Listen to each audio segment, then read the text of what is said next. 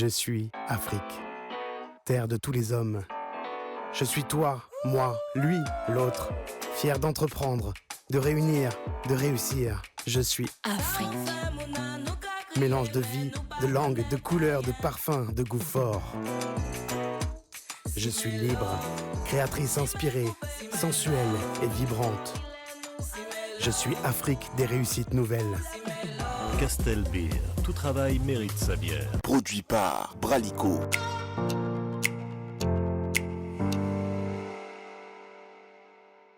Bonjour et bienvenue, vous regardez écouter le premier podcast du paysage audiovisuel congolais. Et si on en parlait, c'est déjà la 3e saison grâce à vous. Je tenais même à vous remercier pour votre audience, pour vos vues, vos partages, vos écoutes. Merci beaucoup.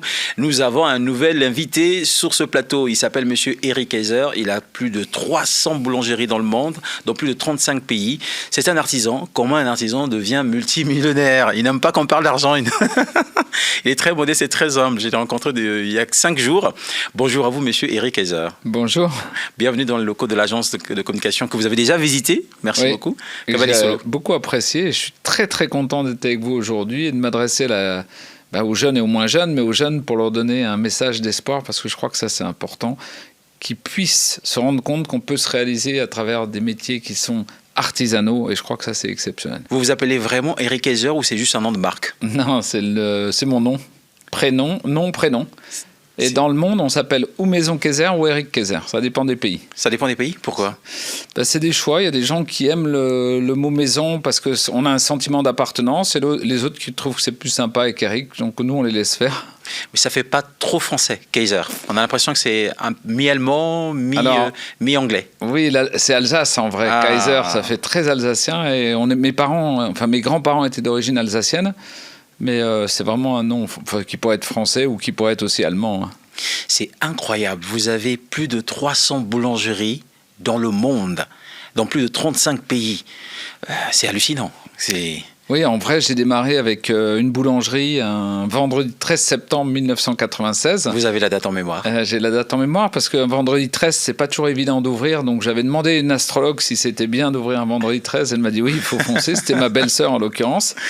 Et ensuite, on a dupliqué. Et vraiment, on a fonctionné avec le bouche à oreille, parce qu'à l'époque, on n'avait pas Internet, on n'avait pas les réseaux, on n'avait pas tout ça. Donc les gens ont commencé à parler à Paris en se disant tiens, il y a un super pain au levain, du pain naturel, du pain fabriqué sur place, la pâtisserie, la même chose, la viennoiserie pareil. Et donc on a ouvert le premier magasin, donc le vendredi 13, puis après, 2 ans après, on ouvrait un deuxième magasin, et puis d'un seul coup, j'ai eu les demandes pour ouvrir au Japon, dans différents pays. On a commencé l'aventure. C'est incroyable. C'est une success story à la française, du coup? Ou comment vous voulez incarner votre... Non, je pense que c'est une success story à la française, mais on va dire qu'on a utilisé le partage du monde. En vrai, la France, elle est reconnue dans le monde pour sa gastronomie et pour sa mode, et donc on a utilisé ça, nous, pour nous développer dans le monde. Et c'est vrai que dès que les gens arrivent, ils voient un petit drapeau français. Alors la France, on l'aime pas, je sais pas, mais en tout cas, on aime sa gastronomie, on aime sa mode, et ça, c'est juste extraordinaire, et ses paysages aussi. Comment vous arrivez à être aussi simple en étant aussi grand? Ouais, on va dire que c'est des métiers quand même où tous les jours on se réinvente dans la boulangerie, dans la pâtisserie, dans la cuisine. Donc oui, tous les jours on se dit est-ce que le pain va bien pousser, est-ce que la viennoiserie va être belle, est-ce que la pâtisserie. Donc je crois que ça vous emmène à une certaine modestie. C'est-à-dire qu'on se lève tôt, on se couche tard, on travaille le week-end, on travaille les jours fériés. Et moi j'ai continué à conserver ce rythme. Ma vie, c'est je me lève le matin, je vais faire du sport, en général la course à pied ou de la musculation. Ensuite, je vais travailler toute la journée parce que j'aime ça, parce que j'aime être avec mes équipes. Et je crois que ça amène une certaine modestie. Et puis, je crois que c'est aussi dans le naturel, oui. Plus vous restez cool, plus vous restez sympa, plus vos gens vous respectent. Et moi, alors on va dire Eric Kaiser, c'est une réussite, mais c'est une réussite pas parce que je suis là, parce que je suis là avec toute une équipe. Moi, je suis comme un général qui dirige les équipes en vrai. On a des chefs pâtissiers, des chefs boulangers, des chefs cuisiniers, des directeurs de magasins, des vendeurs, des plongeurs. Et c'est tout ça qui fait une entreprise. Et si on comprend ça, c'est-à-dire qu'il faut toute une entreprise pour faire quelque chose de bien, je pense que ça fonctionne à ce moment-là. Mais si on se dit tout seul, on va réussir, non, ça fonctionne jamais. J'ai vu des gens réussir dans différents métiers parce que vous imaginez que j'ai voyagé beaucoup. J'ai cru à un moment donné, quand j'avais 25 ans, qu'il y a des gens qui pouvaient faire illusion et qui pouvaient réussir comme ça, tout seul. On dit oui, on a démarré dans ton camion et on a fait une entreprise, par exemple, dans l'informatique extraordinaire. Mais tous les gens que j'ai rencontrés qui ont réussi, ils ont travaillé énormément. Ils avaient des valeurs, ils avaient du courage, ils étaient vraiment imprégnés de ce qu'ils allaient faire et je crois que c'est ça le truc. On ne peut pas vendre de la salade aux jeunes. Il faut leur dire que s'ils ont envie de réussir, il faut qu'ils travaillent beaucoup. Il faut qu'ils soient respectueux des gens, respectueux de l'environnement. Et je crois que c'est ça qui fonctionne, c'est que les gens, ils travaillent parce que vous avez des valeurs. Si vous n'avez pas de valeurs, ils ne viennent pas. Je regardais aujourd'hui dans les entreprises françaises, les jeunes ont dit qu'ils font moins attention au salaire, mais plus attention à l'entreprise, à ce qu'elle donne, à tout ce qu'elle va faire pour la santé publique, pour les gens, etc. Ben, je crois que nous, on a essayé en tout cas de respecter ça depuis 28 ans, et je crois que ça fonctionne. Mais je vous dis, un homme et des équipes. Les équipes, parce que nos chefs boulangers aujourd'hui, ben, ils ont un grand savoir-faire, nos chefs pâtissiers, idem, nos directeurs, vous voyez, on fait du marketing, on a besoin d'avoir des hommes de loi, on a besoin d'avoir des comptables, des experts comptables. Et tout ça fait une entreprise. Voilà. Et moi, vous imaginez bien que je ne connais pas tout ça, mais j'arrive bien à faire fonctionner les gens entre eux. Un boulanger faire succès, ouvrir 300 boulangeries dans plus de 35 pays, c'est incroyable. Aujourd'hui, à l'époque où on est, les métiers artisanaux, ils vont redémarrer. On a besoin, regardez, quand Notre-Dame a pris feu, on a recherché partout les meilleurs artisans, les meilleurs charpentiers, les meilleurs maçons, les meilleurs menuisiers, les meilleurs tailleurs de pierre. Je crois qu'on a besoin de ces gens-là. On en a de plus en plus besoin parce qu'on veut faire de plus en plus des choses qui soient différentes et différenciantes. Et donc, à partir du moment où vous avez un vrai savoir-faire, qui peut être dans l'informatique, dans la comptabilité, dans l'intelligence pour faire de la politique, ou dans un métier manuel, ça peut être chef de cuisine, chef pâtissier, enfin tout ce que vous voulez. Je crois que ces gens-là, on y fait très très attention. Moi, je le vois parce que j'ai des jeunes qui ont démarré avec moi ou plus tard, que j'ai aidé d'ailleurs à fonctionner, qui sont devenus des chefs cuisiniers internationaux, qui sont des références maintenant dans leur métier, qui voyagent partout dans le monde pour apprendre la cuisine ou la pâtisserie. Et ça fonctionne très très bien. Je crois qu'il faut apprendre un métier. Il ne faut pas se leurrer, parce qu'on dit qu'un métier, maintenant, moi quand j'ai démarré, on disait qu'il faut l'apprendre en 2 ou 3 ans. Puis après, on a dit qu'il faut le faire en 1 an, l'apprentissage. Puis après, il faut le faire en 6 mois. Puis bientôt, on va vous dire qu'il faut qu'on peut apprendre un métier en 3 ans, en 3 mois. Moi, je vous dis c'est faux. Je pense qu'il faut du temps. Il faut aimer, il faut apprendre à apprécier, il faut apprendre à travailler avec les autres. Et je crois que c'est ça qui forme un être humain. Il se construit au fil du temps. On raconte qu'à l'âge de 5 ans, lors d'une forte fièvre, vous avez rêvé d'être un boulanger qui va ouvrir des boulangeries dans le monde. C'est vrai ou... En vrai, j'ai vécu ma vie à travers mon rêve. C'est-à-dire que j'ai senti très jeune qu'il fallait que je fasse ce métier de boulangerie, de pâtisserie, et que j'ouvre des magasins dans le monde entier. Et c'est vrai que quand il y a 28 ans, on ne voyageait pas beaucoup, franchement. Encore une fois, on n'avait pas Instagram, on n'avait pas tout ça, on ne connaissait pas les réseaux, les ordinateurs. Ça démarrait à peine avec des Minitel, donc on ne savait pas. Et moi, je me voyais faire ça. Et j'ai un ami qui est chirurgien, un très grand chirurgien à New York, qui doit avoir 75 ans maintenant. Il opère toujours les enfants, les petits-enfants d'ailleurs. Et il me disait qu'il avait eu la même chose que moi. Lui, il s'est vu très jeune faire de la chirurgie pour les enfants. Et je crois qu'il a fait ça d'une façon extraordinaire et parfaite. Il a opéré beaucoup d'enfants, il les a fait revivre, les enfants qui allaient mourir. Et donc, je crois que certains ont des vocations qui sont très très tôt. Et c'est pas parce que vous n'avez pas la vocation très très tôt que ça va pas venir. Parce qu'il y en a qui l'ont à 15 ans, à 18 ans. L'important, c'est de trouver un métier où vraiment vous vous épanouissez. D'ailleurs, vous le voyez aujourd'hui, en tout cas en France, vous avez des gens, ils ont 20 ans, ils ont 30 ans, ils ont 40 ans, et d'un seul coup, ils décident de changer de métier. Le gars qui fait pilote de ligne, j'en ai vu un de chez Air France, il est venu en stage chez nous, maintenant il a 3 boulangeries à Strasbourg. J'en ai vu un autre, il était dans le nucléaire, il en a eu marre de faire ça, et il s'est mis dans la pâtisserie. En vrai, on a des vocations qui viennent plus ou moins tôt et qui peuvent réussir, que vous les fassiez à 15 ans, à 20 ans, à 40 ans. C'est vrai, c'est vrai. Vous avez créé le Fermento Levain, je pense bien. Oui, c'est bien. Fermento Levain, c'est quoi? En vrai, quand il y a eu le Covid, on m'a demandé un jour sur YouTube de faire une émission sur le levain naturel. D'accord. Et quand les filles m'ont demandé ça au bureau, je dis mais qu'est-ce que les gens vont comprendre?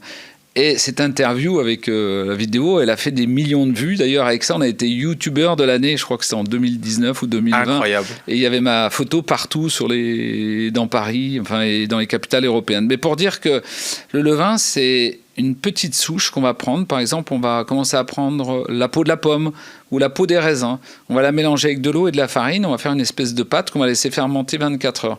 Et le lendemain, on va faire la même chose avec notre première partie, c'est-à-dire cette peau de raisin ou de pomme qu'on a mélangée avec de la farine et de l'eau, et on va remélanger de la farine et de l'eau. Et le surlendemain, on va faire la même chose. Et après, on obtient ce qu'on appelle un levain, au bout de quelques jours, naturel, qui va faire pousser le pain. Mais c'est exactement la même chose que faisaient nos pères, nos grands-pères, et en 1800, d'ailleurs, on devait trouver ça en Afrique, partout dans le monde, pour faire pousser le pain. On fait une culture de levure, ce qu'on appelle naturelle.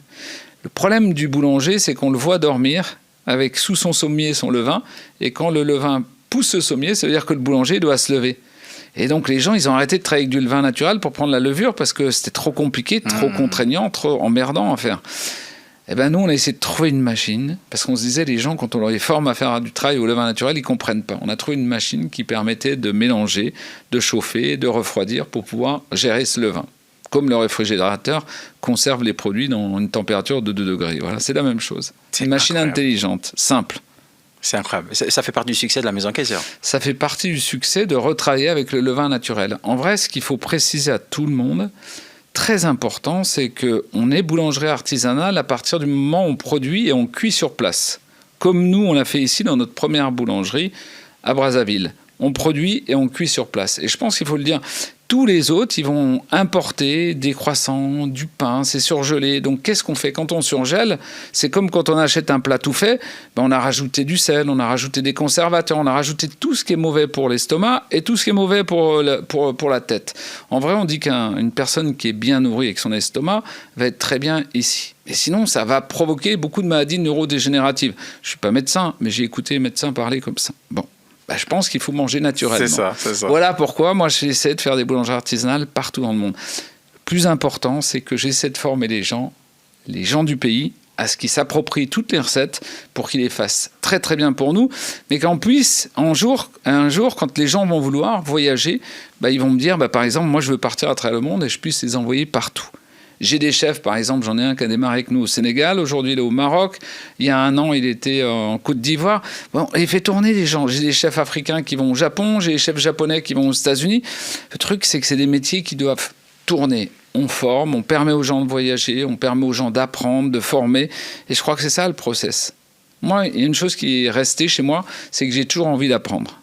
Et si les gens conservent cette habitude, cette envie, je crois que c'est extraordinaire la vie. C'est ça. Une boulangerie artisanale, c'est quoi, monsieur Eric Kayser? Une boulangerie artisanale, c'est une boulangerie où on produit. Alors produire, ça veut dire les pétrins, on va mélanger la pâte, et ensuite on va laisser fermenter la pâte, puis on va les mettre dans les chambres de fermentation, on va les cuire sur place, donc dans le même endroit. Par exemple, si vous prenez notre boulangerie à l'Étoile, vous avez la boulangerie au rez-de-chaussée, la cuisine. Le magasin au rez-de-chaussée et la cuisine au premier étage et deuxième étage. Donc on produit tout sur place. Ça prend l'ascenseur et ça descend dans le magasin. Elle est belle la vie. Elle est trop belle la vie. Et quand l'ascenseur est en panne, on descend pas l'escalier. Et donc c'est ça, j'ai envie de dire, ce que vend la promesse même qui fait la différence. Ça fait la différence parce que vous mangez différemment. Pour être très honnête, vous mangez le naturel. Qu'est-ce que vous voulez manger? Qu'est-ce que vous voulez mettre dans votre corps? Des trucs qui sont pas bons.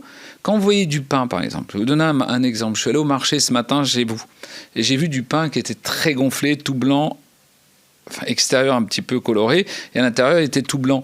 Il ne devient pas tout blanc comme ça, tout seul. Il faut qu'on mette des produits dedans pour qu'il puisse supporter cette poussée gazeuse, comme on le voit. Et le pain, c'est du coton quand vous le mangez. Oui, c'est bien, c'est du coton, ça te nourrit, mais c'est pas très bon à la santé parce qu'on a mis des produits à l'intérieur.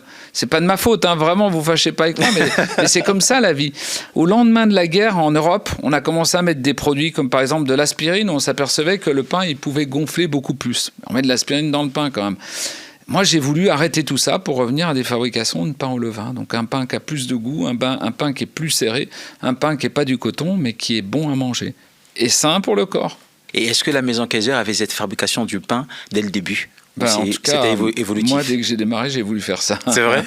Des choses naturelles, des tartes avec des fruits de saison, des pâtisseries avec des produits de saison, des pâtisseries avec des produits qu'on trouve localement. Vous voyez, par exemple, nos chefs pâtissiers, ici, on avait fait venir un chef pâtissier français pour former le chef du coin, et il a commencé à lui montrer à faire les tartes à la mangue, vous voyez, je les voyais, ils étaient en train de prendre la mangue et ils étaient en train de faire des morceaux pour remplir cette tarte. Je la trouve tellement belle et j'ai goûté hier soir, elle était tellement fabuleuse, vous voyez. Il y a la pâte à tarte, il y a une petite crème pâtissière et puis il y a la mangue, tout ça fait un mélange très harmonieux, j'ai adoré. Ça n'empêche pas qu'on va importer des choses comme le millefeuille, le chou à la crème, etc. Mais on essaie aussi de faire beaucoup de produits locaux. C'est ça. Du coup, comment est née la Maison Kaiser? Elle est née d'une envie. J'avais envie de refaire de la boulangerie très artisanale, le plus artisanal possible. Et moi, j'étais formateur. J'ai d'abord fait un apprentissage, puis les compagnons du Tour de France. Ensuite, je suis devenu formateur. Et en 96, je vous disais, j'ai eu envie de faire mon premier magasin. Et après, on a dupliqué parce que je crois que dans la vie, quand vous avez des idées, quand vous êtes fort, ensuite, les gens viennent à vous parce qu'ils sont venus à nous. En vrai, on n'a jamais été chercher des clients. Ils sont venus à nous du monde entier pour voir ce qu'on faisait et pour voir. Enfin, ils voulaient savoir si on pouvait, dans chaque pays, développer des magasins. Et si je vous donne un exemple, au Mexique, on a 100 magasins aujourd'hui. C'est juste 100 magasins énorme. Dans les hôpitaux privés, dans les moyens de transport, là-bas, c'est l'avion, donc dans les aéroports et dans les villes. Et les gens, ils ont envie de manger bien, ils ont envie de manger sainement. Et le pain, alors c'est cher et c'est pas cher. Le pain naturel, il est un peu plus cher que le pain qui est pas naturel. C'est normal parce qu'il faut beaucoup plus de temps pour le faire. Et il faut des matières premières de plus grande qualité. Mais franchement, ça vaut le coup de mettre quelques centimes en plus pour acheter quelque chose de bon pour que ton corps soit bien. Parce que quand ton corps est pas bien, quand il est déréglé à 40 ans ou à 50 ans, tu vas à l'hôpital, tu vas te faire soigner, tu vas rajouter un tas de choses. Nous, on essaie de faire ça dès le démarrage. Monsieur Kaiser, comment on passe d'une boulangerie artisanale à plus de 300 établissements dans le monde? En vrai, avec les gens, il faut s'habituer à embaucher du non, monde. Mais vous le simplifiez trop non, comme ça. Parce que c'est un podcast dédié aux entrepreneurs. J'ai un monsieur qui m'a dit un jour, quand tu passes d'un magasin à 5 magasins, tu as une strate. De 5 à 10, tu as une strate. De 10 à 50, tu as une strate.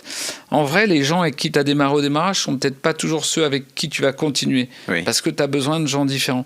Mais moi, j'ai des chefs pâtissiers qui travaillent avec moi depuis 27 ans, 28 ans. Oui, mais à vos débuts, comment vous les avez recrutés? Le premier magasin, la vision? J'étais dans la souffrance, le premier magasin. J'avais un chef pâtissier, j'avais un chef boulanger, mais j'avais pas de responsable de vente. On emballait les gâteaux, on ne savait pas comment les emballer, on les mettait dans des sachets, les gens partaient avec, ils cassaient les gâteaux.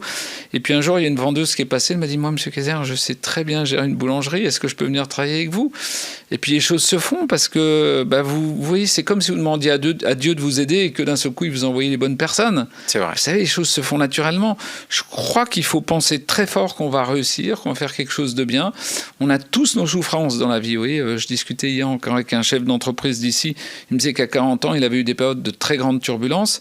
Je crois qu'on passe tous par là, franchement. Tous à un moment de sa vie parce qu'on fait peut-être des choses qui sont moins bien ou pas bien ou parce qu'on a besoin d'apprendre.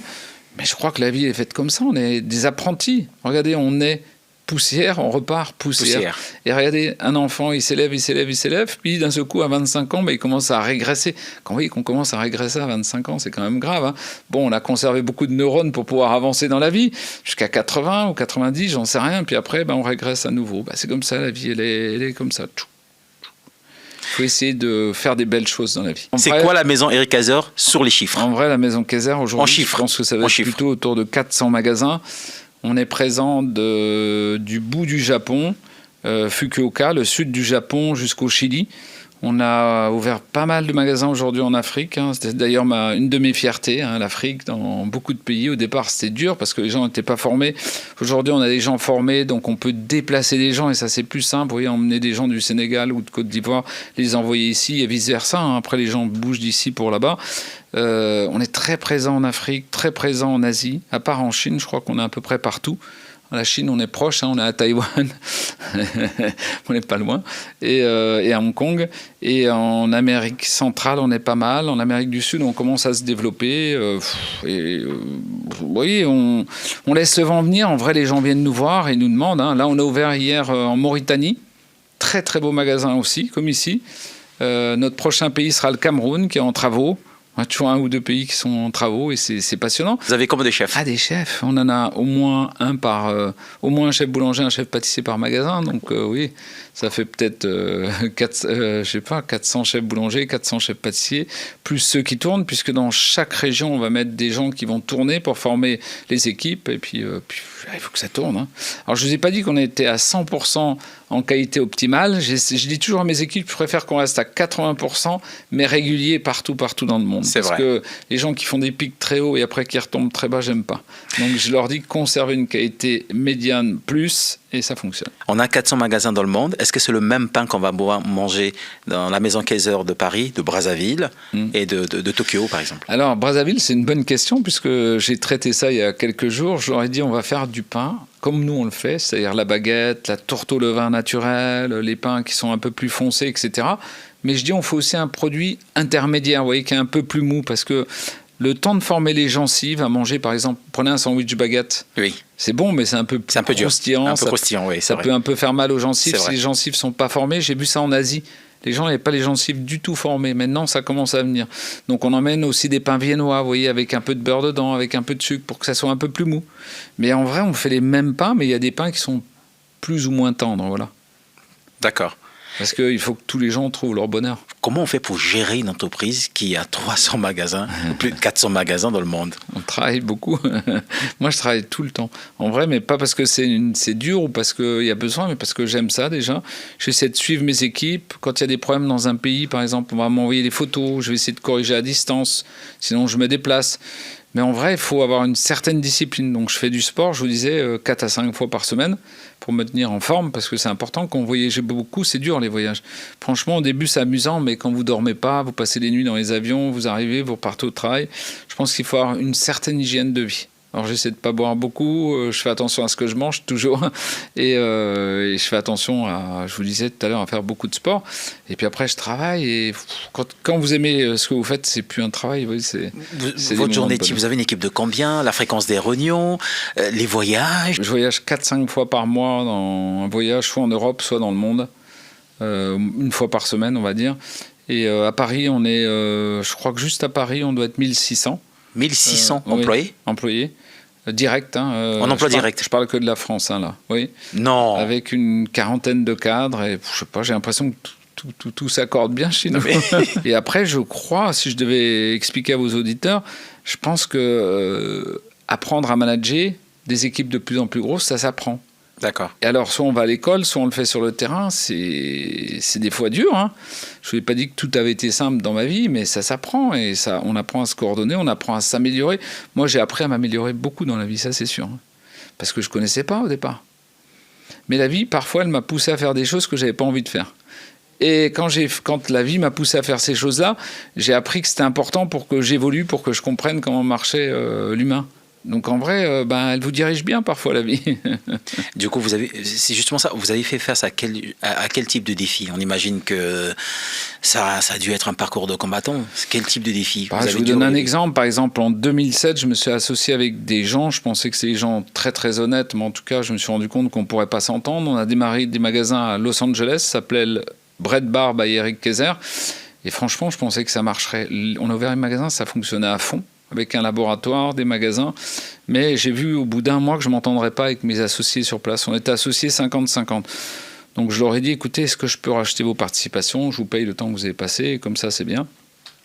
Ils m'ont dit, oui, on va faire ça, mais on va faire le contraire, c'est nous qui allons te racheter. Je ne voulais pas me prendre la tête, je me suis dit, je ne vais pas passer des années à me battre avec les gens. Je dis, ok, j'ai signé les papiers et tout. Et après, j'ai vu qu'ils ne me payaient pas, donc je les ai attaqués. Il a fallu que je prenne un avocat américain. Ça m'a coûté beaucoup d'argent. J'avais même 3 avocats à l'époque. Et il fallait aller à Los Angeles, témoigner. C'était pas aussi simple que maintenant. Et je suis resté pendant 3 ans au procès. Et si jamais je perdais le procès, j'étais obligé de rembourser les frais d'avocat qu'ils avaient dépensés et tout ce qu'ils avaient investi. Je me suis dit, si jamais je perds, ça va être très très mauvais pour l'entreprise. Je ne savais pas si je pourrais perdurer. Et finalement, j'ai eu la chance. Dieu est avec moi. J'ai gagné mon procès. Donc ils m'ont payé ce qu'ils me devaient. Ils m'ont remboursé mes frais d'avocat. Et je me suis libéré de ce que je faisais avec eux. Voilà, c'est la vie, c'est l'apprentissage, c'est comme ça. Voilà. Si j'avais perdu le procès, j'aurais peut-être coulé l'entreprise. Donc ça veut dire qu'il faut être très vigilant avec ses associés, avec ses partenaires. Mais je crois que la vie, elle est faite comme ça. C'est comme quand vous vous mariez, tout est merveilleux. Et peut-être que 3 ans après, vous vous séparez, vous restez. Je crois qu'on a tous ces exemples, aussi bien dans la vie commune. Moi, je dis toujours que mes partenariats ou mes associations avec mes partenaires, quand je les conserve au-delà de 20 ans, c'est comme un mariage. Ça veut dire qu'il faut que les 2 personnes évoluent dans le même sens. D'accord. C'est pas facile. Comment on fait pour transformer une entreprise locale en un véritable réseau mondial? En vrai, je crois que ça se fait avec le temps. C'est-à-dire que plus vous accumulez d'entreprises, plus vous êtes obligé de vous organiser. C'est-à-dire au départ, je vais vous donner un exemple, on a un comptable qui va gérer 2 magasins. Puis à ce coup, si vous voulez en monter 10, il va vous falloir un expert comptable, enfin en tout cas un des comptables de plus haut niveau. Et puis après, il va vous falloir quelqu'un dans le juridique, parce qu'il va falloir surveiller les marques, les contrats, les baux, etc. Donc il faut vous mettre du juridique. Puis après, il va vous falloir des chefs de chefs qui vont pouvoir superviser les chefs pour passer dans les magasins, pour les former. Et puis vous voyez, tout ça va s'empiler un peu comme une pyramide, mais les choses se font assez bien parce que vous comprenez très vite ce qui vous manque. Parce que sinon, vous êtes tout le temps en procès, tout le temps en problème, tout le temps en souffrance. Mais les choses s'opèrent, oui, les gens viennent. Puis après, il vous faut du marketing. Parce que les gens dans le monde, ils ont besoin de faire de la publicité, du marketing. Et donc, il vous faut des responsables qui puissent sourcer et après et donner toutes les recettes, tous les produits, tous les process, tout ce qu'on peut faire. Vous voyez. D'accord. Par exemple, je vous donne un exemple. Là, je vais rentrer à Paris demain. Et je sais qu'on va déjà parler des bûches de Noël de 2026 et des fèves. Parce que les fèves qu'on met dans les galettes des rois, en général, elles sont faites par les entreprises françaises, mais qui, eux, vont sourcer au Vietnam ou en Chine ou je ne sais pas où. Et donc, ils sont déjà obligés de les produire dans 2-3 semaines, sinon on ne les a pas en fin d'année. Donc, tout ça, il faut prévoir. En vrai, tout ça, ça prend, mais c'est pour ça qu'il vous faut des gens. Il faut aussi des gens dans l'informatique, oui. Enfin, c'est... D'accord. Donc, il y a l'option de la franchise. Oui. Pour le développement de Eric Kayser dans le monde. Il y a l'option de la franchise et l'option de l'association. Juste pour nous expliquer un peu comment ça marche. Alors, soit on fait des franchises pures, et là, les gens viennent, ils achètent un savoir-faire, on va leur faire payer une somme d'argent, plus après des royalties sur la marque, sur ce qui va être vendu, un pourcentage sur le chiffre d'affaires. Soit, nous, on fait aussi régulièrement, on s'associe et on fait la même chose, c'est-à-dire qu'on prend une participation. Je vous prends un exemple, le Japon, on est associé 50-50 avec un partenaire japonais, et on est franchiseur dans le même temps. Ou soit on fait nous en direct dans les pays en fonction de ce qu'on a envie de faire. D'accord. Mais en vrai, on a Qu'est-ce qui est plus simple pour vous alors ? Qu'est-ce qui vous arrange vous ? Non, il n'y a rien qui m'arrange. Je dis toujours, on n'a pas de religion. Je vous prends un exemple. On a été en Israël, on a fait des boulangeries et quand on a voulu démarrer, on s'est aperçu que le partenaire n'avait pas assez d'argent pour pouvoir faire. Donc on est venu nous s'associer avec lui. Mais on a fait la même chose. Non, en vrai, ce qui m'intéresse, moi, c'est l'humain. Encore une fois, je veux dire, c'est l'humain. C'est-à-dire des gens qui ont envie de bien faire les choses, des gens qui sont respectueux des salariés, des gens qui sont respectueux des recettes, des gens qui sont respectueux des matières premières et des gens qui sont respectueux du design et du marketing. Si je trouve ces gens-là, s'ils veulent faire de la franchise, on fait de la franchise. S'ils veulent s'associer, on s'associe. C'est pas d'importance. Et c'est pas un qui marche mieux que l'autre, c'est vraiment tout qui peut marcher ou tout qui peut ne pas marcher. À quel moment on arrive à un niveau d'être capable d'être une franchise pour qu'on arrive à... En vrai, on dit toujours qu'il faut avoir une dizaine de magasins en propre à soi qui fonctionnent. C'est-à-dire, vous prenez une ville comme ici, vous allez monter 8 ou 10 magasins, vous allez démontrer que ça marche, vous allez faire des manuels de boulangerie avec les recettes, de pâtisserie, de viennoiserie, de marketing, de vente, etc. Et parce que les gens, quand ils vont signer un contrat, ils vont vouloir avoir tous ces manuels, vous voyez, pour avoir les recettes. Il faut que ça s'opère comme il faut. Donc déjà, ça coûte un peu d'argent. Parce qu'il faut des experts, il faut un informaticien, il faut tout saisir, il faut regarder, il faut faire des dessins, des schémas, des photos, tout, pour que ça soit bien fait. Comme si vous donniez des livres à des gens, vous voyez, le livre sur la boulangerie, le livre sur la viennoiserie, le livre sur la pâtisserie. Et là, vous pouvez commencer à montrer que votre modèle marche. Et il faut que votre modèle soit rentable aussi. Ensuite, il faut aller sourcer les matières premières. Parce qu'il y a des pays où on ne trouve pas de blé, il y a des pays où on ne trouve pas de beurre, il y a des pays où on ne trouve pas de chocolat. Donc on doit être capable de sourcer. Alors on peut sourcer en Belgique, on peut sourcer en Allemagne, on peut sourcer en Italie, on peut sourcer aux États-Unis, en Australie par exemple, ou en Nouvelle-Zélande pour le beurre.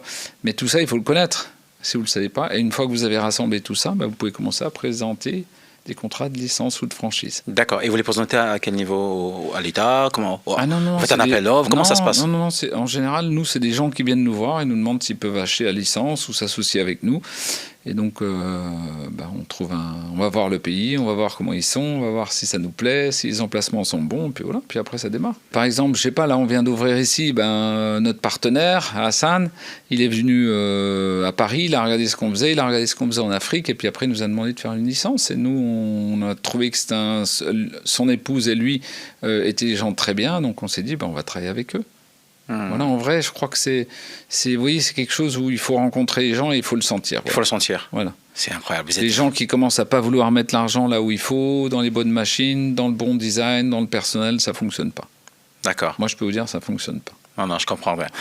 On va parler, la transition est tout trouvée, on va parler de l'Afrique. Comment ça a commencé cette aventure en Afrique ? L'Afrique, on a démarré d'abord au Sénégal. On a fait nos premières boulangeries et moi, j'étais très enthousiaste de pouvoir, d'abord, en dehors de faire nos magasins, pouvoir former des gens à avoir un métier qui soit beau, qui soit noble et que les jeunes qui allaient se mettre à ce métier puissent voyager dans le monde. Ensuite, on a fait la Côte d'Ivoire. On a commencé à avoir un beau succès. Ensuite, on a fait d'autres pays en Afrique. On a fait le Maroc, on a fait la Tunisie, le Burkina Faso, on a fait Kinshasa. Enfin, oui, on a fait plein de pays où ça fonctionnait. Et les gens venaient dans nos magasins pour acheter du pain, ou pour acheter de la pâtisserie, ou pour prendre un café, ou pour déjeuner, ou pour dîner, parce qu'on propose toutes ces options. Et c'est ça qui a fait qu'on a eu un beau succès. Il y a des pays où vraiment aujourd'hui, on peut le dire avec le recul, ici c'est trop neuf, mais on a vraiment un beau succès parce que les gens veulent manger de la qualité. D'accord. Mais dîner dans la maison Kaiser, c'est un choix de stratégie purement en Afrique? Parce que je ne pense pas qu'à Paris on dîne dans la maison Kaiser. Non, on va jusqu'au déjeuner, mais c'est des choix, oui, parce que ça se prête bien pour les pays, vous voyez. D'accord. Les donc gens, vous avez dû vous adapter. Avec des choses simples. On s'adapte toujours partout dans le monde. Toujours. D'accord. C'est ça l'intelligence, je crois, d'un concept, c'est de savoir s'adapter. Je pense aussi, oui. Je suis d'accord avec vous. Sinon, c'est foutu. D'accord. Par exemple, je vous donne un exemple. Au Japon, on a miniaturisé toute notre production.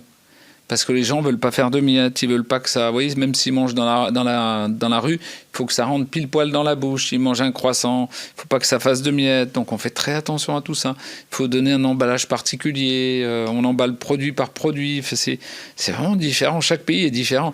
On a fait beaucoup de croissants ou de financiers avec du thé vert matcha. Ils adorent. Voilà, on s'adapte. Toujours, on s'adapte. Toujours s'adapter. Ouais. Très bien. Quelles sont les difficultés qui sont spécifiques à l'Afrique lorsque vous venez sur le continent africain? Les vraies difficultés? Oui, la chaleur, je crois vraiment. Il faut d'abord qu'on arrive à climatiser le laboratoire pour pouvoir faire des belles viennoiseries, des belles pâtisseries. C'est très important. La boulangerie, on pourrait la faire sans climatisation, mais la pâtisserie, la viennoiserie, c'est obligatoire. Et les sandwichs, pour respecter les normes d'hygiène déjà, parce que ça va vite, la contamination. Ensuite, il faut trouver bonnes matières premières. Ensuite, il faut... C'est quoi les matières premières dans votre Alors, dans chez votre nous, en boulangerie, ça va être la farine. La farine. En viennoiserie, ça va être le... Ça va, on a de la farine en Afrique. Ouais, mais il faut qu'elle soit bonne, il faut qu'elle ait suffisamment de force, il faut qu'elle soit pas blanche comme ce que j'ai vu ce matin. Donc il faut des farines un peu spécifiques. Ensuite, le beurre, très important pour tout ce qui est pâtisserie, viennoiserie. La bonne crème, les bons œufs, enfin, vous voyez, il y a un tas de matières premières, le chocolat, le cacao. Alors je sais qu'on en produit ici, mais il faut trouver le bon. Oui. Toujours pareil, il y a un tas de pays qui sont producteurs, mais est-ce que c'est bon, est-ce que c'est pas bon? Voilà. Et en tout cas, si c'est différent, il faut qu'on s'adapte avec ce produit local. Donc je crois que ça, c'est très important. En Afrique, vous avez plus de franchises ou vous êtes plus associé? Non, en Afrique, on a beaucoup de franchises. Pourquoi? Franchement, je ne sais pas. Ça se fait comme ça. Je vous ai dit encore une fois, on n'a pas de religion par rapport à ça. Vraiment. Mais bon, on trouve les gens, on fait ce qu'ils veulent en vrai. En vrai, j'ai pas envie d'être un emmerdeur, vous voyez, qui va se marier avec quelqu'un et qui va déjà lui poser un tas de conditions. Donc on propose des solutions et les gens choisissent. Et je pense que franchement, depuis qu'on a démarré en Afrique, nos partenaires sont très contents des résultats, ça fonctionne bien. C'est très bien. Et donc, s'ils sont contents comme ça, nous, on est contents. Et à chaque fois, vous êtes obligé de faire des inaugurations, comme à Brazzaville, à l'étoile de Brazza, où vous êtes obligé de venir former, la formation des chefs. Comment ça se passe? On envoie des chefs toujours pour former les chefs français, ou alors on prend les chefs d'ailleurs de chaque pays africain, on va les former en France. Enfin, tout ça, encore une fois, c'est cool, hein, où on prend des chefs français qui sont du pays. Par exemple, là, on a une demande d'un chef qui est du Congo et qui voudrait revenir dans son pays et il travaille chez nous en ce moment, donc on va l'envoyer ici. Vous voyez, il y a beaucoup aussi d'Africains qui sont à Paris, donc tous ces gens, on les récupère. On a énormément de Maliens dans la cuisine chez nous, et je trouve qu'ils travaillent très très bien pour la cuisine. Alors ils sont sûrement bons pour d'autres choses, mais on a beaucoup comme ça, hein, c'est comme ça. Hein.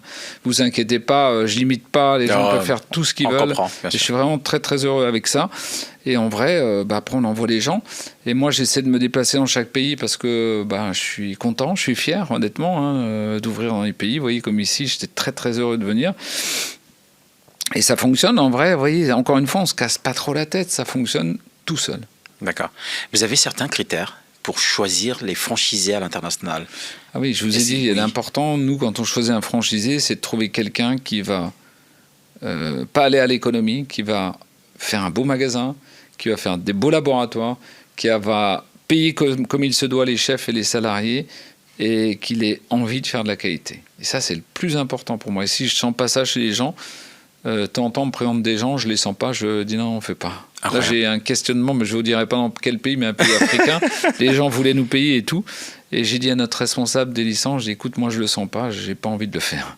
Incroyable. Ne me demandez pas pourquoi. J'ai vu les personnes, j'ai vu que ce n'était pas respectueux. Vous voyez, on fait un entretien, ils prennent le téléphone 15 fois, ils parlent mal aux gens, et moi, déjà, ça me déplaît. Non. Moi, j'aime bien que les gens soient respectueux. Voilà, on a le droit de gagner sa vie, on a le droit de réussir, mais on a le droit d'être respectueux envers tout le monde. C'est le plus important. La Maison Kaiser vient d'ouvrir sa première boulangerie, oui. Je pense, à Brazzaville. À Brazzaville, oui. Dans le mall L'Étoile de Brazza. Comment ça s'est fait? Pourquoi? Oui. Bon, on comprend plus ou moins que les franchisés ont dû respecter, je pense que c'est une franchise, ont dû respecter les conditions ou les critères que vous avez évoqués à l'instant. Mais pourquoi la République du Congo? Ou vous étiez juste impatient de traverser le fleuve? Non, je trouvais qu'on travaillait très très bien à Kinshasa et venir à Brazzaville, c'est déjà une superbe idée. Ça faisait un moment qu'on en discutait, on avait vu 2-3 personnes et puis on a choisi nos partenaires actuels. Non, vous avez même le choix de... Oui, incroyable. Parce qu'on a toujours le choix, franchement. En plus, en Afrique, on a pas mal de demandes. C'est pas prétentieux, mais c'est comme ça, les gens nous demandent et puis on regarde les gens. Et là, ils avaient un projet de faire un mall, mall, oui. Comment vous appelez, un mall, un centre en tout cas. Un centre commercial. Et je trouvais que c'était sympa dans un pays d'emmener le premier mall. Et puis en plus, tout est climatisé, il y a différents commerces, les gens peuvent venir, peuvent déjeuner chez nous, après faire leurs courses, après revenir l'après-midi prendre un café. Enfin, oui, ça se marie bien dans les malls de faire une belle boulangerie, pâtisserie, café, restaurant, du midi et du soir. Et je trouve ça bien. Et puis bon, après, je peux pas vous dire que c'est moi qui ai sélectionné l'emplacement. Je connais pas assez, pour être très honnête. Oui. Mais je trouvais que l'endroit, ça me paraissait judicieux. Voilà. D'accord. Les discussions, ça prend combien de temps pour décrocher une franchise Eric Kaiser? Ça peut prendre combien de temps? Ça peut aller vite, franchement. Ça peut prendre 1 ou 2 mois, ou ça peut prendre 1 an, ou ça peut jamais se faire. Mais par contre, ce qui est long, des fois, c'est la mise en œuvre. Par exemple, au Cameroun, je crois qu'on a signé il y a 1 an et demi, et ils sont seulement en train de... Enfin, je pense que dans 2 ou 3 mois, ça va être ouvert. On a mis aussi du temps en Mauritanie, beaucoup de temps. Parce que c'est la faute de personne. On a signé les contrats et après, parfois en Afrique, ça prend beaucoup de temps. Beaucoup de temps. Ouais. Mais j'ai trouvé ça très sympa en Mauritanie. Je ne sais même pas si j'ai le droit de le dire, mais il y a des joueurs de foot très très fameux qui ont investi pour venir faire ce premier magasin. D'accord. Et je trouve que c'est bien parce que les gens qui ont gagné beaucoup d'argent, ils ont envie de redonner pour leur pays. Et à travers notre métier passionnant, je trouve ça super. Ouais, c'est très intéressant. Ouais. Est-ce que vous, personnellement, vous avez des pays où vous souhaiteriez encore voir la Maison Kaiser? Peut-être à Los Angeles, pour une petite revanche? Là, j'ai une passion. Non, parce qu'aux États-Unis, on marche bien. On a pas mal d'activités. Franchement, on travaille très très bien. Non, en plus, je suis pas un revanchard. Je peux me disputer avec quelqu'un et demain, il vient me serrer la main. Je suis content. Au contraire, je trouve que c'est bien. Non, en ce moment, j'ai un goal, c'est d'ouvrir en Inde et je crois que ça va se faire cette année. Notre premier magasin en Inde, parce que c'est un pays qui est immense. Je trouve qu'il y a une spiritualité qui est magnifique. Et je veux voir si on a l'intelligence de s'adapter pour pouvoir faire les produits qu'il faut pour que les Indiens apprécient. Donc on va voir, c'est un challenge. D'accord, c'est vrai. Vous savez, quand vous allez dans un pays développé, j'allais dire, c'est pas très compliqué. Quand vous allez dans un pays en voie de développement, il faut s'inscrire dans le pays, il faut trouver des bons produits, il faut que ça fonctionne. Des bons partenaires. Des bons partenaires. Puis le pays qui a mangé que du riz toute sa vie, il faut intégrer le pain. C'est pas mal. Moi, je vais donner une petite chose à vos auditeurs qui est importante. Il y a 2 aliments avec lesquels on pourrait survivre. C'est d'un côté le riz et de l'autre côté le pain. Mais le pain, quand il possède son germe de blé, quand on a conservé une partie des vitamines, on aurait des carences vitaminiques, mais on pourrait survivre plus avec du pain qu'avec du riz blanc, par exemple. On pourrait survivre dans le monde avec ça. En mangeant que du pain. En mangeant que du pain. Donc je trouve que c'est quand même quelque chose de symbolique qui est important. Et en plus, en Afrique, on a toujours mangé beaucoup de pain. Donc c'est bien qu'on soit... Il y a combien de types de pain? Franchement, il y en a beaucoup dans le monde. Je pense qu'il y a plusieurs centaines. D'ailleurs, j'en découvre à chaque fois que je vais dans un nouveau pays. Mais j'ai mangé il n'y a pas longtemps, j'étais au Maroc. Moi, ce que je sais, c'est qu'il y a le pain simple, pain complet. Non, il y a du pain. On fait un pain avec toutes les céréales mélangées. On fait du pain avec l'épeautre, on fait du pain avec du maïs. Alors, c'est pas des farines, mais c'est des céréales. On fait du pain avec du pois chiche. On fait du levain avec des pois chiches. J'ai appris, par exemple, au Liban à faire du levain à base de pois chiches. Je ne connaissais pas. J'étais il n'y a pas longtemps au Maroc. J'ai mangé un pain qui était extraordinaire, qui était fait avec du germe de blé torréfié, qui était juste magique. En vrai, partout où je vais, j'apprends à faire des pains qui sont différents. Et c'est ça la beauté de la vie. C'est ça. Je pense que je pourrais faire une émission télévisée, aller dans tous les pays du monde. J'ai cuit des nams, par exemple, le pain indien, là, vous savez, dans un tandoori, un four. Oui. Et au départ, les mecs, ils prennent le pain, là, c'est une espèce de pita, là, et ils la collent dans le tandoori. Mais il faut aller très très vite pour pas se brûler les doigts. Et la première fois que j'ai fait ça, je me suis brûlé 2 ou 3 fois les doigts, vous voyez, avant de comprendre que tac, tac. Et après, il faut la rattraper avant qu'elle tombe dans le four, vous voyez, mais... Tout ça fait partie de ce qu'on doit apprendre. On apprend ce que moi, je devais apprendre, en tout cas. Vous avez été récemment décoré d'une Légion d'honneur, s'il vous plaît, Oui, de la République française par le président Macron. oui, il y a une semaine. Il y a 5 jours. Oui, oui. Juste avant de partir. Et justement, on a parlé de l'Afrique avec le président Macron. Et il m'a dit qu'il allait faire une grande réunion à Nairobi avec les chefs d'État africains pour la promotion de la France. Et il m'a d'ailleurs invité pour venir. C'est très bien. Parce qu'il a envie de remettre l'artisanat au cœur des métiers et en tout cas au cœur de la vie. Et je crois que ça, c'est important. Et c'est une distinction, c'est bien de la recevoir, oui. En plus, pour les métiers artisanaux, c'est bien. Ça change un peu que ça ne soit pas toujours les mêmes qui les reçoivent dans les politiciens. Et je trouvais que c'était beau. Comment ça se passe? On vous appelle? C'est une surprise? Non, en vrai, je pense qu'il y a beaucoup de gens qui demandent pour beaucoup de gens. Donc il y a très peu d'élus. Alors ça peut être des députés, des sénateurs, des ministres qui demandent pour le gars de sa région, un gars qui a réussi, qui a fait quelque chose, et ça c'est bien. Et vous êtes annoncé au décret. En vrai, j'étais dans l'avion, je rentrais de Washington, c'était en janvier 2025, le 8 janvier, je crois qu'est sorti le décret. Et je sais pas, j'ai dormi et le matin, je me suis réveillé un petit peu dans l'avion Washington-Paris. Et j'ai reçu plein de messages de félicitations. Bon, je dis, ils sont bizarres, pourquoi ils m'envoient ça? J'ai écrit à un gars, j'ai dit, mais pourquoi tu m'envoies un message de félicitations? Il m'a dit, bravo pour ta Légion d'honneur. Donc, je n'ai pas fait semblant de ne pas être au courant, mais en vrai, je ne savais pas. Et ensuite, il a fallu un petit moment avant qu'on vous la remette. En vrai, vous avez la Légion d'honneur que le jour où on vous la remet. Ah, d'accord. Donc ça peut être remis par quelqu'un qui a déjà la Légion d'honneur. En général, c'est des ministres ou c'est le président, mais qui n'en fait pas beaucoup. Oui. Ou bien alors, c'est quelqu'un d'important qui va vous la remettre. Et vous, ça vous a pris un an? Parce que si vous avez l'information... Oui, ça a été reporté 3 fois. Non. Une fois, le président a perdu, je crois, la sœur de sa femme. Une autre fois, je ne sais plus, il y avait la guerre quelque part. Donc ça a été repoussé. Oui, mais c'est pas grave. Hein. Mais au moins, le décret là. Plus c'est long, plus c'est bon. Quelle est la plus grosse erreur que vous ayez commise? Je pense que parfois, quand on démarre dans la vie, on presse, on bouscule, on veut faire avancer les choses et on ne se rend pas compte qu'il y a des êtres humains à côté et que peut-être qu'ils n'ont pas la même sensibilité, peut-être pas la même envie, peut-être pas la même force pour pouvoir avancer à votre rythme. Et je pense qu'il faut apprendre la nature humaine. Alors je l'avais appris, j'avais fait 50 Tour de France, les compagnons. Ça veut dire les compagnons, vous allez de ville en ville. Hein. D'accord. Vous faites un an dans une ville, après dans une autre ville, et vous apprenez le partage, vous apprenez à vivre en communauté, vous apprenez à travailler, vous apprenez à former. Mais peut-être que je ne l'ai pas assez appris, et donc j'ai continué à l'apprendre jusqu'à maintenant. Moi, je dis toujours que je suis un éternel apprenti. Un éternel apprenti. Voilà. Mais ça ne veut pas dire que je ne fais pas de conneries. Hein. J'en fais, je les paye. C'est vrai. Donc la principale erreur, c'est de se rendre compte de ça, c'est qu'il faut payer pour apprendre, qu'on fait tous des bêtises. Je dis toujours à tout le monde, mais c'est vrai, et que parfois on paye très cher. Oui. Ouais. Oui, parfois on paye très cher. Mais je suis sûr que même vous faites des bêtises parfois. C'est vrai, oui. Vous avez une histoire à raconter, votre parcours exceptionnel, avec un métier qui est sous-estimé ou pas considéré en République du Congo, le métier artisanal, le métier des mains, avec cette passion-là, on l'a plus. Quel est le conseil que vous donnez aux jeunes? Je crois qu'il faut être... Souvent on m'a demandé, mais je crois qu'il faut être extrêmement persévérant. Quand j'étais chez les compagnons, on vous donne un nom de compagnon, ce qui caractérise ou votre défaut ou votre qualité. Et moi, on m'a donné ce mot de compagnon pour suivre les choses, vous voyez, être persévérant. Et je crois que c'est le décider, compagnon, franc-comtois le décider. En vrai, c'est ça, c'est de la persévérance. Faut souffrir. À des moments, vous souffrez, à des moments, vous êtes heureux. Mais il faut se rendre compte qu'il faut continuer. Vous voyez, c'est comme un sport de haut niveau. Hein. Si vous faites du VTT ou de la course à pied, vous souffrez à des moments donnés. C'est terrible. Quand vous travaillez, c'est la même chose. Et puis, vous avez vos hauts et vos bas, parce qu'à un moment donné, ça marche pas bien. Et puis, tu te dis, faut persévérer. Alors, je dirais à tous les jeunes Congolais, ayez une idée en tête et persévérer.